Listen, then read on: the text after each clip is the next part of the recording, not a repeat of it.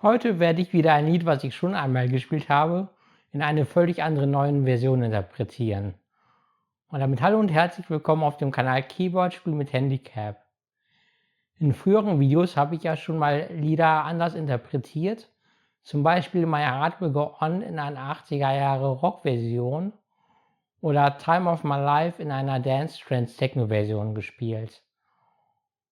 Heute werde ich das Lied Take My Breath Away der Gruppe Berlin in einer, ich sag mal, Latin-Pop-Version spielen und mich dabei stilistisch in etwa an das Lied Señorita aus dem Jahr 2019 orientieren, was Shawn Mendes und Camila Cabello gesungen haben. Und jetzt wünsche ich euch viel Spaß mit der Latin-Pop-Version von Take My Breath Away.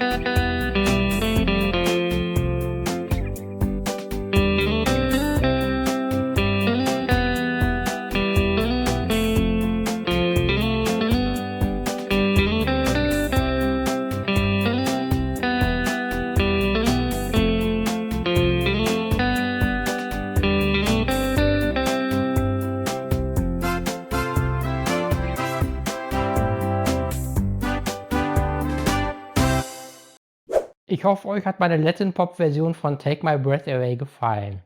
Falls ja, dann lasst gerne ein Like da, hinterlasst gerne auch einen Kommentar. Falls ihr das noch nicht gemacht habt, würde ich mich auch über ein Abo freuen. Und wenn ihr kein Video mehr in Zukunft verpassen wollt, dann aktiviert die Glocke und wir sehen uns im nächsten Video wieder.